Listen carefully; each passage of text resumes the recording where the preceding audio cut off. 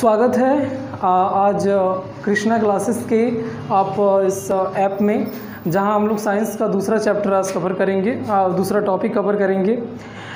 इसमें हमने कल देखा था कि प्रकाश का परावर्तन समतल दर्पण के द्वारा कैसे होता है। हम फिर से वहीं से इस चीज़ को स्टार्ट करेंगे। ठीक है, स्टार्ट करने से पहले हम आपको बताएं कि आप यदि यहाँ पे कुछ नोट नहीं कर पाते हैं तो उसके लिए आपको चिंतित होने की ज़रूरत नहीं है। आप यहाँ बस उस चीज़ों को समझना है। आपको कोई भी डाउट होता है तो आप अपने ऐप पे ही उसको पूछ सकते हैं। इसके अलावा आपको जितने भी नोट्स होंगे, जो ऑथेंटिक नोट होंगे, जो आपको एग्ज़ाम में लिखने के लिए होगा, वो उस तरह के नोट्स आपको डायरेक्ट प्रोवाइड किए जाएंगे। So you are not on to worry about that कि आप यहाँ की चीज़ों को उतार नहीं पा रहे हैं, तो आपको उतारने की ज़रूरत नहीं है। आप इन वीडियो को केवल समझना है कि इसमें क्या चीज़ें हो रही हैं, और उसके बाद जो नोट्स होगा वो आपको अलग से प्रोवाइड कराया जाएगा। फिर आज हम लाइट की दूसरी पार्ट में बात करें तो कल हमने देखा था कि एक दर्पण होता है ऐसे प्लेन। ये एक कांच, इसके नीचे हमने क्या किया, कलई कर दिया। कलई करना माने क्या होता है, इसको पॉलिश कर दिया, उसको रजतित कर दिया, है ना। ऐसे करने के बाद क्या हो जाता है कि ये जो कांच है वो अब परावर्तन का काम करेगा, और इसका परावर्तक सतह चूँकि प्लेन है, समतल है, इसलिए इस दर्पण को हम लोग क्या कहते हैं, ये एक समतल दर्पण है। अर्थात ये जो डैश आपने देखा, ये कौन सा दर्पण है, समतल दर्पण है। वाई, ये क्यों एक समतल दर्पण है, इसलिए ये समतल दर्पण है क्योंकि इसका जो सरफेस है वो क्या है, प्लेन है, इसलिए ये एक समतल दर्पण है। दूसरी चीज़ कि अगर मान लीजिए कोई सोर्स यहाँ पर है, स्रोत है, तो यहाँ से लाइट आएगी, लाइट आकर फिर यहाँ पे टकराएगी, टकराने के बाद ऐसे ये लौट जाएगी। लाइट आई, एक माध्यम से दूसरे माध्यम में गई, फिर यहाँ पे टकराई, टकराने के बाद वो अपने पहले वाले माध्यम में चली गई। इस घटना को हम लोग क्या कहते हैं, प्रकाश का परावर्तन कहते हैं। दूसरी चीज़ जो हमने कल देखी थी कि मान लीजिए कि ये ए पॉइंट है, ये बी पॉइंट है, ये सी पॉइंट है। इसमें ए भी क्या है, ये किरण है जो स्रोत से दर्पण की ओर आई है, तो इस किरण को हम लोग क्या कहते हैं, ये आपका आपतित किरण है, जिसको हम लोग कहते हैं इंसिडेंट रे, है ना, जो किरण आई और दर्पण से टकराई। बी जो आप देख रहे हैं, इस पॉइंट पर दर्पण का वह भाग जहाँ पर ये किरण आकर टकराई है ना, इस जहाँ से ये परावर्तित हुई है, टर्न हुई है, इस पॉइंट को हम लोग कहते हैं आपतन बिंदु।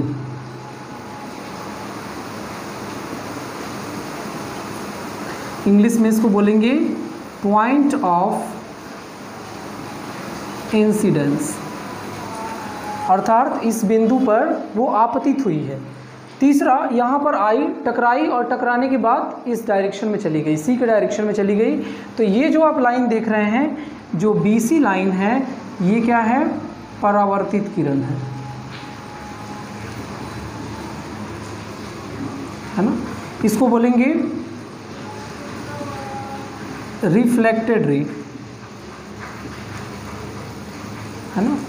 तो यहाँ पे आप समझ सकते हैं, यहाँ से किरण आई है, आपतित किरण है, ये आपतन बिंदु है, और ये क्या है, इधर लाइन चली गई है, तो इसे हम लोग क्या कहेंगे, परावर्तित किरण। आपको हमेशा ध्यान रखना है कि लाइट के चैप्टर की जब भी हम बात करेंगे उसमें डायरेक्शन का बहुत महत्व होता है।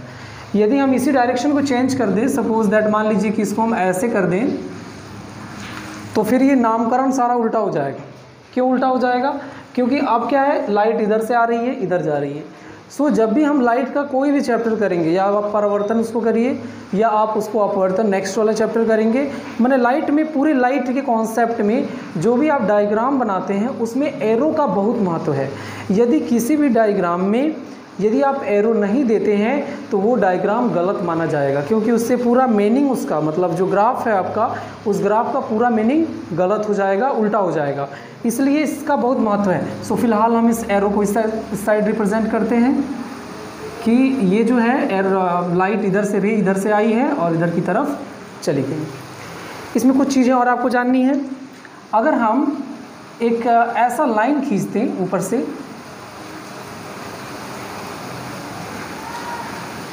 अगर मान लीजिए कि कोई लाइन हमने खींचा ऐसे SB जो क्या है, ये लाइन जो हमने खींचा है वो क्या है, परपेंडिकुलर है ऑन mm डैश। इसका अर्थ क्या है कि ये लाइन जो हमने खींचा ऐसे, ये क्या है, इस दर्पण से 90 डिग्री का कोण बनाता है, 90 डिग्री का एंगल। ओके, ये जो 90 डिग्री का एंगल आपने देखा, इसके कारण ये जो लाइन आया और इससे जो हमने 90 डिग्री का कोण बनाया, इसके कारण जो SB है इसको हम लोग कहते हैं अविलंब। अविलंब मतलब उस दर्पण के ऊपर 90 डिग्री का एक ऐसा हमने लाइन ऐसे रखा हुआ है। तो ये जो है ये इस दर्पण के साथ 90 डिग्री का कोण बनाता है। इसको हम लोग इंग्लिश में बोलते हैं ये नॉर्मल है। नॉर्मल का अर्थ क्या है कि ये इस पर 90 डिग्री का कोण बनाता है। इसको फिर से हम समझेंगे।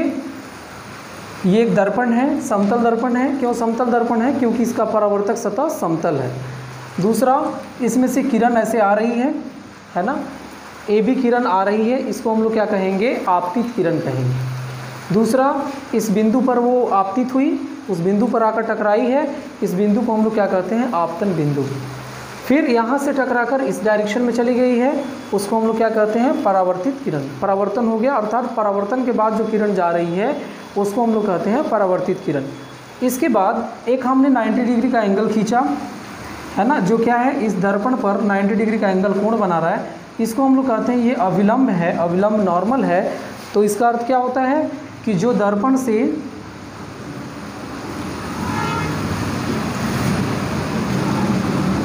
,90 डिग्री का कोण बनाता है। जैसे मान लीजिए कि ये दीवार है, ये दीवार इस ग्राउंड से कितना कोण बनाता है, तो 90 डिग्री का कोण बनाता है। तो इसीलिए ये क्या है, ये इसको हम लोग अविलंब के नाम से जानते हैं। समझ में आया? ठीक है। तो ये आपके रेखा के नामकरण के हिसाब से कि आपतित किरण किसे कहेंगे, आपतन बिंदु किसे कहेंगे, परावर्तित किरण किसे कहेंगे और अविलंब किसे कहेंगे, ये आपको जानना है। इसी पार्ट में दूसरे पार्ट की अगर हम विचार करें,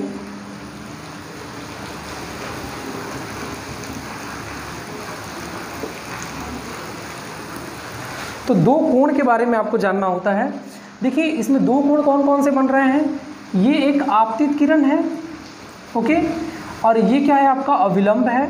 इन दोनों के बीच में एक कोण बन रहा है, ठीक है, फर्स्ट कोण यहाँ बन रहा है। दूसरा कोण कहाँ बन रहा है, ये अविलंब है और ये क्या है, आपका परावर्तित किरण है।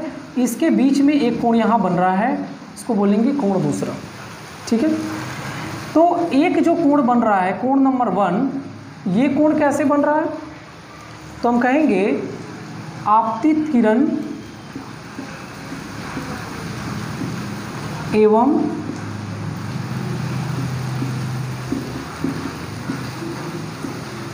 अविलंब के बीच बना, ठीक है। ये पहला कोण किसके किसके बीच में बना है, तो आपतित किरण के बीच में बना है और अविलंब के बीच में ये कोण बना हुआ है।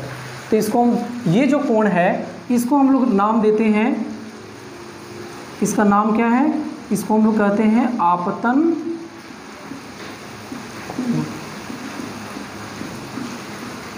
या इसको रिप्रेजेंट कैसे करते हैं, इसको रिप्रेजेंट करते हैं एंगल आई।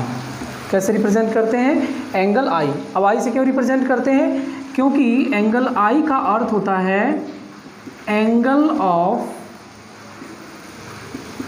इंसिडेंस, ठीक है। ये जो आप एंगल 1 देख रहे हैं, इसको हम लोग क्या लिख सकते हैं, एंगल आई भी लिख सकते हैं। क्यों एंगल आई हमने लिखा, तो आप यहाँ से समझ सकते हैं कि आपतित किरण, ये जो किरण ऐसे आ रही है, आपतित किरण एवं अविलंब, अविलंब ने ये वाला जो पोर्शन आप देख रहे हैं, अविलंब के बीच में जो कोण बनता है, इसके बीच में जो ये कोण बना है, इसी को हम लोग क्या कहते हैं, आपतन कोण कहते हैं। और इसी आपतन कोण को हम लोग आई से क्या करते हैं, छोटे वाले आई से हम लोग इसको रिप्रेजेंट करते हैं।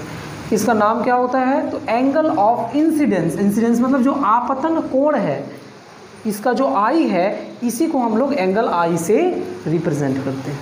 समझ में आया?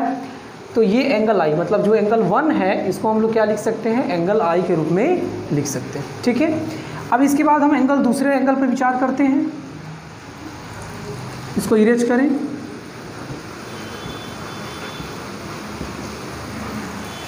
अगर हम एंगल दूसरे पे विचार करते हैं तो ये दूसरा वाला एंगल कहाँ बना है? ये बना है अविलंब एवं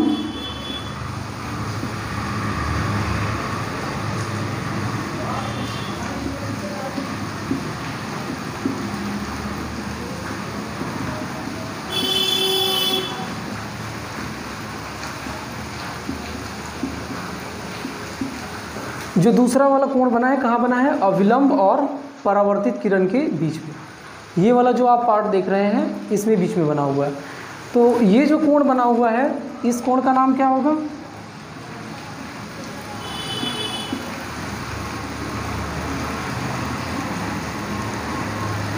इस कोण को हम कहेंगे परावर्तन कोण। इसको हम लोग रिप्रेजेंट कैसे करेंगे? एंगल आर से रिप्रेजेंट करेंगे। अर्थात ये जो दूसरा वाला एंगल आप देख रहे हैं इसको हम लोग एंगल आर से रिप्रेजेंट करते हैं। एंगल आर से रिप्रेजेंट क्यों करते हैं? क्योंकि इसका नाम होता है angle of reflection. Angle of reflection, reflection मतलब क्या होता है? परावर्तन का कोण। तो इसका जो आर है इसी आर को हम लोग स्मॉल आर के द्वारा यहाँ पे रिप्रेजेंट करते हैं। तो आप दोनों एंगल समझ सकते हैं। पहला कोण क्या होता है? आपतन कोण होता है, आपतन कोण होता है जिसको हम लोग एंगल आई से रिप्रेजेंट करते हैं। और वो कोण किसके किसके बीच में बनता है? तो अविलंब और आपतित किरण के बीच में बनता है। जबकि दूसरा जो कोण होता है वो अविलंब और परावर्तित किरण के बीच में बनता है और इसको हम लोग क्या कहते हैं? परावर्तन कोण कहते हैं। रिप्रेजेंट करने की बात करें तो इसको हम लोग आई से रिप्रेजेंट करते हैं और इसको हम आर से रिप्रेजेंट करते हैं। लेकिन आपको इन सारी चीज़ों में एक विशेष ध्यान, जो मैंने स्टार्टिंग में ही आपको बताया था कि आपको इस लाइट के रेज के डायरेक्शन को ध्यान में रखना है। अगर हमने एरो चेंज कर दिया तो सारे नाम उल्टे हो जाएंगे। ओके, अभी हम उसमें करके आपको बताएंगे कैसे चेंज होंगे। लेकिन फिलहाल इस डायग्राम को आपको समझना है कि आपतित किरण क्या है, आपतन कोण क्या है, परावर्तन कोण क्या है, परावर्तित किरण क्या है, अविलंब क्या है और दर्पण। ये सारी चीज़ें आपने इसमें समझी। इसको हम एक डायग्राम में बना के आपको दिखाते हैं अलग से।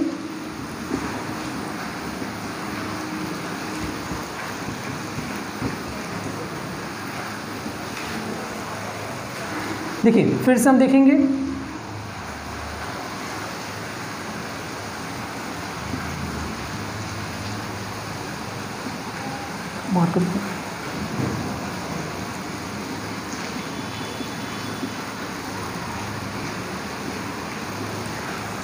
देखिए ये एक आपको मिरर है जैसे हमने पीछे से देखा था।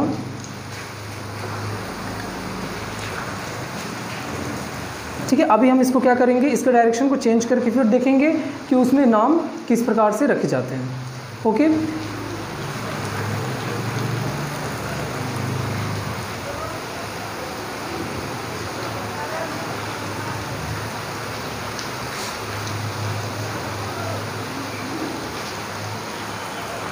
देखिए अभी हम क्या करते हैं, एक रे ऐसे आया और ऐसे गया।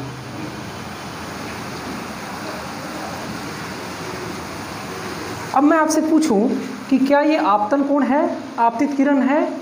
आंसर क्या होगा? अगर मुझसे कोई पूछे क्या ये आपतित किरण है तो मैं कहूँगा नहीं है, मेरे को नहीं पता।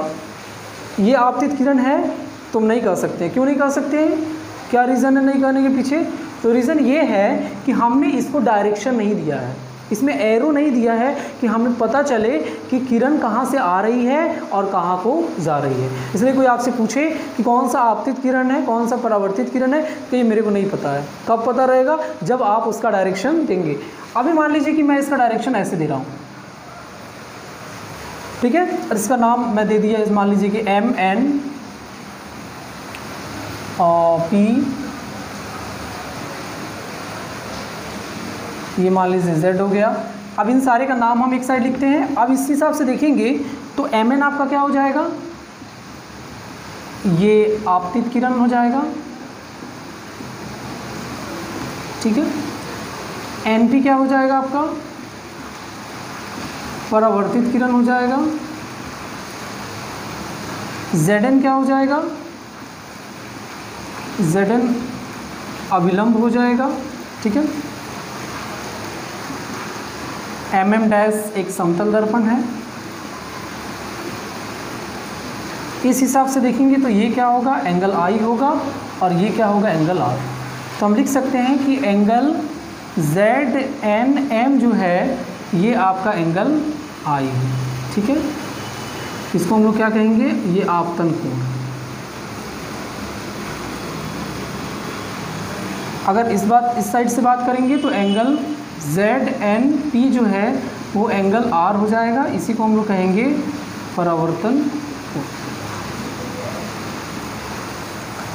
तो आप समझ सकते हैं कि यदि हम किसी भी मिरर में जो प्रकाश आ रही है उसके डायरेक्शन को चेंज कर दें तो सारा नामकरण आपका उल्टा हो जाएगा। इसलिए जब भी हम प्रकाश को, इसलिए मैंने स्टार्टिंग से ही आपको ये ध्यान दिया कि कोई भी डायग्राम आप बनाएं उसमें विशेष ध्यान रखें कि उसका एरो का डायरेक्शन किस दिशा में है।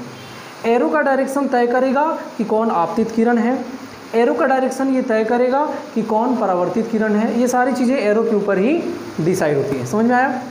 उसके बाद देखिए फिर से मैं इसमें बताऊँ, ये क्या है, आपका समतल दर्पण है। MN क्या है, आपतित, ये इधर से आया ना एरो, तो आपतित किरण है, ये परावर्तित किरण है, ये आपका अविलंब है ना। अविलंब और आपतित किरण के बीच में जो कोण बना है वो आपतन कोण है। इन दोनों के बीच में जो कोण बना है वो परावर्तन कोण है, और नाम उसका इस प्रकार से दिया हुआ है। ठीक है, अब नोट कर सकते हैं इसको।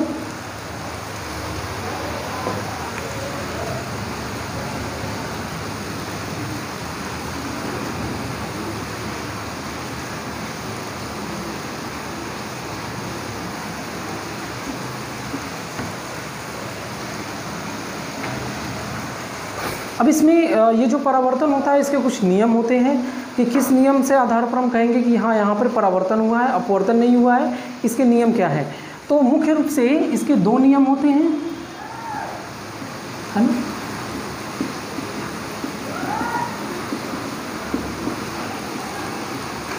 जो बहुत ही आसान होते हैं, है ना। आपको बहुत ज़्यादा इसमें याद करने की आवश्यकता नहीं पड़ती है। बहुत सिंपल ढंग से हम समझेंगे कि परावर्तन के नियम क्या होते हैं, किस आधार पर हम कहेंगे कि हाँ यहाँ पर ये परावर्तन का कार्य हुआ है।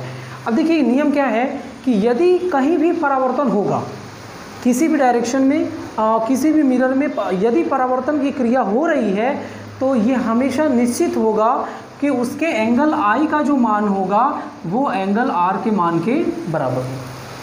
कहीं भी परावर्तन हो रहा है, अगर ये नियम फॉलो नहीं करता है तो हम उसे परावर्तन की क्रिया नहीं मानेंगे। ठीक है, तो यहाँ से यदि ये जो नियम आपने पहला देखा, इस नियम के आधार पर क्या है कि जो आपका आपतन कोण है वो आपके परावर्तन कोण के बराबर होंगे। ठीक है, अगर इस कंडीशन में हम बात करें तो एंगल MNZ जो होगा वो बराबर होगा एंगल ZNP, है ना। पहला नियम फिर से समझेंगे। यदि किसी दर्पण से, किसी भी दर्पण से, अभी फिलहाल हम समतल दर्पण की बात कर रहे हैं, लेकिन यदि आप आगे गोलीय दर्पण के बारे में भी पढ़ेंगे तो ये नियम हर जगह काम करेगा कि यदि कहीं परावर्तन की क्रिया हो रही है तो उसमें ये निश्चित है कि उसका जो आपतन कोण का मान है वो उसके परावर्तन कोण के मान के बराबर होना चाहिए। यदि आपतन कोण का मान परावर्तन कोण के मान के बराबर नहीं है तो हम उसे परावर्तन नहीं कहेंगे। ठीक है, तो परावर्तन के नियम का पहला नियम यही होता है कि आपतन कोण का मान परावर्तन कोण के मान के बराबर होना चाहिए। यहाँ पर मैंने लिखा आपको एंगल आई बराबर होना चाहिए एंगल आर, अर्थात ये वाला जो एंगल होना चाहिए वो इस एंगल के बराबर होना चाहिए। ये पहला नियम है। दूसरा नियम क्या कहता है? दूसरा नियम ये कहता है कि ये जो जितनी भी क्रियाएं आप देख रहे हैं वो आपतन कोण हो, चाहे आपतित किरण हो, चाहे अविलंब हो, चाहे आपतन बिंदु हो, चाहे परावर्तित किरण हो, ये जितनी भी प्रकाश की घटनाएं हो रही हैं ये सभी घटनाएं एक ही तल में होनी चाहिए। इसका अर्थ हम समझेंगे। तो दूसरा नियम इसमें यह है कि आपतित किरण,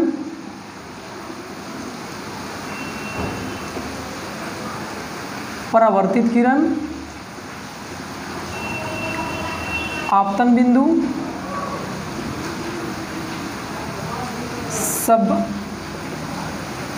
एक ही तल प्लेन में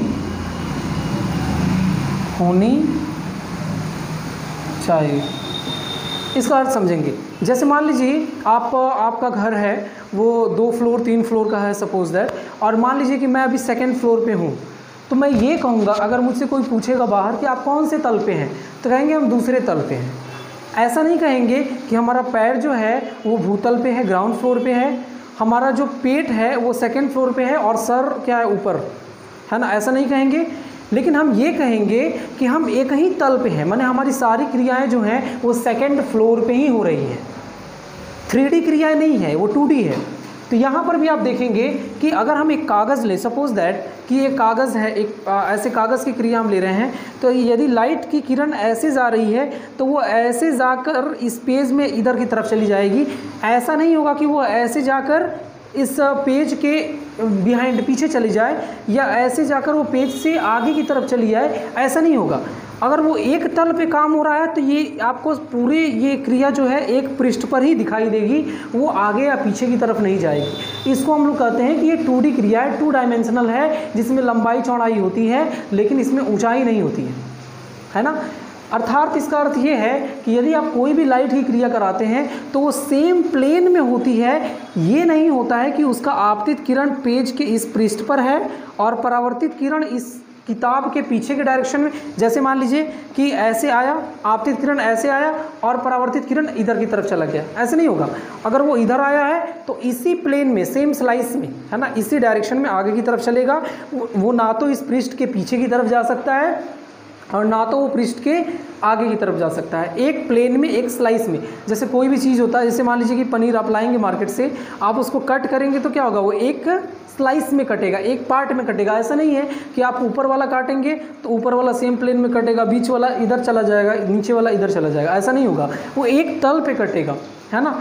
इसी तरह से ये भी जो क्रिया हो रही है वो एक तल पे होगी, एक ही प्लेन पे होगी, वो कहीं भी 3 डायमेंशनल एक्टिविटी नहीं होगी, है ना। वो ना तो पीछे की तरफ जाएगी, आगे की तरफ, लेकिन एक तल में जाएगी। जैसे इसको एक बार और हम समझ सकते हैं। जैसे मान लीजिए कि ये कॉपी है और इस कार्डबोर्ड पे हमने यहाँ लाइट को ऐसे छोड़ा है, तो मान लीजिए कि यहाँ लाइट आई और यहाँ पर कुछ मैंने मिरर रखा है, कोई दर्पण रखा है, यहाँ पर टकराई, टकराने के बाद वो पीछे की तरफ, देखिए ये एक कॉपी है तो इसके इधर की तरफ नहीं जाएगी, इसके इधर की तरफ नहीं जाएगी। अगर इधर इधर चली जाएगी तो उसको हम लोग सेम तल, एक ही तल में नहीं कहेंगे, वो एक तल में नहीं होगा। लेकिन अगर वो रेज आई और इसी डायरेक्शन में चली गई, इसी पार्ट में चली गई, तो हम इसको कहेंगे एक ही तल में। तो ये एक्टिविटी कभी भी किसी पार्ट के जहाँ पर वो एक्टिविटी हो रही है उसके अंदर या बाहर नहीं जा सकती है, 3D नहीं जा सकता है, लेकिन उसी पेज के प्लेन में वो घूमता रहेगा। इसलिए कहा जाता है कि वो एक ही तल में वो क्रिया होती है।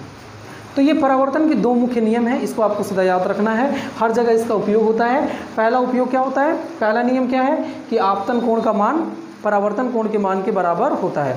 और दूसरा नियम क्या है कि ये परावर्तन संबंधित जितनी भी एक्टिविटी होगी, जितना भी परावर्तन की चीज़ें होंगी, आपतित किरण, अभिलंब, इवन कि ये आपतन कोण, परावर्तन कोण, जितनी भी सारी चीज़ें इसमें आप देख रहे हैं डायग्राम में, ये सारे के सारे एक ही तल में होते हैं, अर्थात सेम प्लेन में होते हैं।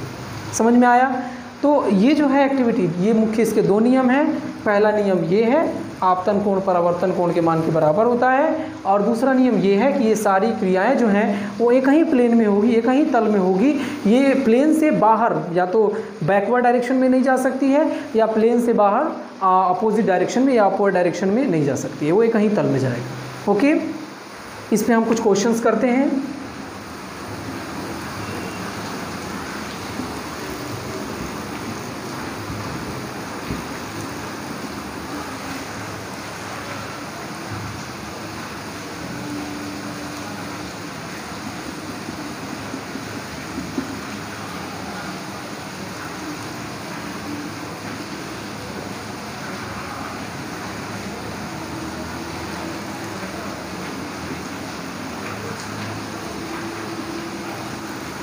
देखिए क्वेश्चन में क्या है डायग्राम में कि कह रहा है कि यहाँ परावर्तन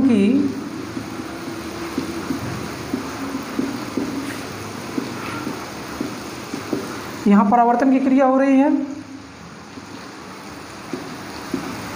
और ABM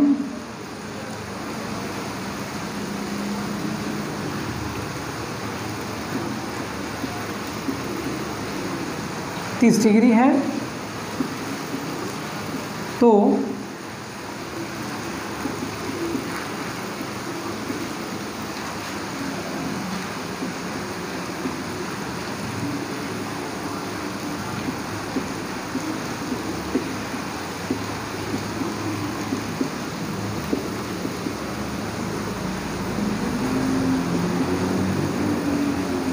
आपके पास 1 मिनट का समय है, आप इस क्वेश्चन को देखें।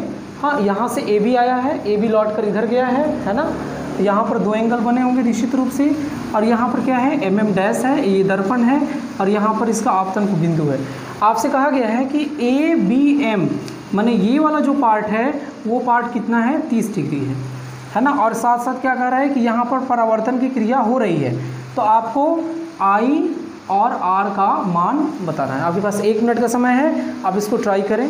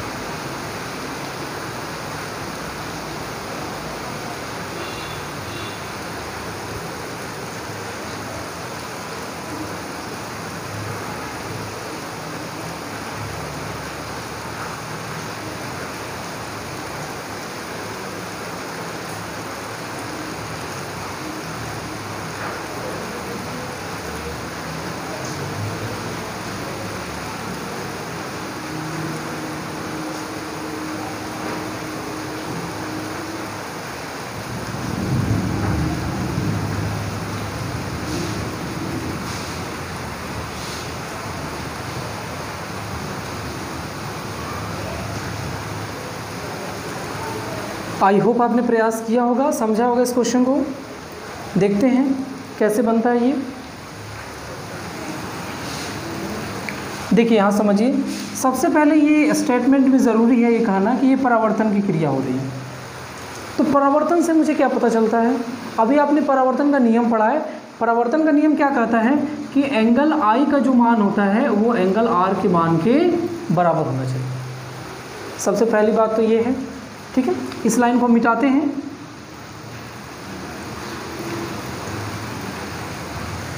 अब देखिए दूसरा पॉइंट इसमें कह रहा है कि एंगल ABM कितना है आपका, 30 डिग्री, ये वाला 30 डिग्री है। तो अगर हम एंगल I का मान निकाल लें तो हमको एंगल R के मान का भी पता चल जाएगा, ठीक है। अब इसका मान कैसे पता चलेगा, तो मेरे को पता है कि DB क्या है, DB क्या है आपका, अविलंब है। और जब ये DB अविलंब है, इसका अर्थ है कि एंगल DBM जो है वो आपका 90 डिग्री। अर्थात ये यदि अविलंब है तो ये पूरा जो एंगल आप देख रहे हैं, इस पूरे एंगल का मान कितना हो जाएगा, 90 डिग्री हो जाएगा, ठीक है। अब देखिए हम जानते हैं कि एंगल DBM क्या है, 90 डिग्री है। ये पूरा 90 डिग्री का एंगल है। इसको हम लोग कैसे लिख सकते हैं, एंगल I प्लस I मतलब क्या हो गया आपका आपतन कोण, और प्लस एंगल ABM, ये मिलके कितना हो गया आपका 90 डिग्री का एंगल बना, ठीक है। इसका अर्थ ये है कि अगर ये पूरा का पूरा 90 डिग्री है तो इसमें ये वाला एंगल आपतन कोण है जिसको हमने I लिखा है, और ये वाला क्या है आपका ABM, ये एंगल जो दिया हुआ है। तो ये दोनों के मिलने से 90 डिग्री का एंगल बन रहा है। तो ये जो कोण आप देख रहे हैं इसका मान मुझे नहीं पता है। एंगल ABM कितना है, 30 डिग्री है, और ये कितना है आपका 90 डिग्री। तो 30 को उधर भेजेंगे तो एंगल I कितना हो जाएगा आपका 90 माइनस 30 दैट इज 60 डिग्री। इसका अर्थ है कि जो एंगल I का मान हो गया वो कितना आ गया, 60 डिग्री। ठीक है। इसके आधार पर हम ये कह सकते हैं कि परावर्तन के नियम से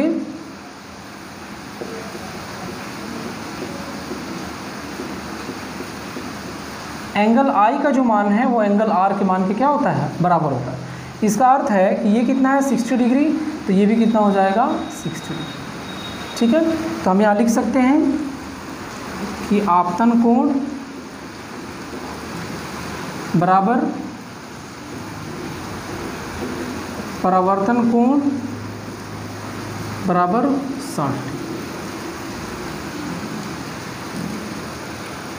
ओके, ठीक है। एक बार और समझते हैं इसको। इस डायग्राम में ये जो परावर्तन हो रहा था आपने एरो देखा है, एरो का महत्व है। इसके बाद फिर हमने देखा कि ये ए बी एम, इसका मान 30 डिग्री दिया हुआ है। मेरे को क्या निकालना है, ये निकालना है और ये निकालना है, अर्थात मुझे आपतन कोण का मान निकालना है और परावर्तन कोण का मान निकालना है। तो हमने क्या देखा कि ये जो है 90 डिग्री बना रहा है इसके ऊपर, क्योंकि अविलंब है, डी बी क्या है, अविलंब है। तो डी बी एम जो है आपका, डी बी एम ये क्या हो गया पूरा 90 डिग्री। क्यों 90 डिग्री है भाई, क्योंकि डी बी क्या है आपका, अविलंब है। तो अविलंब होने के कारण ही ये 90 डिग्री का एंगल बना रहा है। दूसरा, ये जो डी बी एम है इसका मान 90 डिग्री हो गया। फिर हम जान रहे हैं कि ये जो डी बी एम है ये कैसे बना है, ये प्लस ये करके बना है।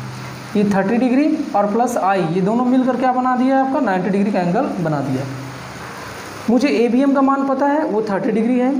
तो इंसिडेंस, एंगल ऑफ इंसिडेंस कितना हो गया 90 डिग्री, और इसमें से हमने यदि 30 डिग्री घटा दिया तो कितना हो गया आपका 60 डिग्री।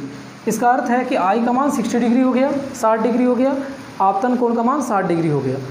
इसके बाद जो परावर्तन का नियम है, इस परावर्तन के नियम से एंगल आई का जो मान है वो एंगल आर के मान के बराबर होता है। इसका अर्थ है कि एंगल आर का जो मान है वो 60 डिग्री है और आपतन कोण का मान परावर्तन कोण के मान के बराबर होता है, इसलिए दोनों की जो वैल्यू है वो 60 डिग्री है। ठीक है, तो ये आप इस तरह से इसको समझ के क्वेश्चन कर सकते हैं, है ना। ये पार्ट में हमने देखा कि परावर्तन का नियम क्या होता है और परावर्तन के नियम से संबंधित हम कैसे क्वेश्चंस को सॉल्व कर सकते हैं। इस पे और भी हम क्वेश्चंस करेंगे। ओके, और कोई भी आपका डाउट है, कोई भी चीज़ है, तो आप इसमें ऐप में लिख के उसको भेज सकते हैं। आप इस वीडियो को शेयर भी कर सकते हैं अपने फ्रेंड्स के साथ कि इस क्लास में जो है ऐसी क्लासेस चल रही हैं। Okay, thank you.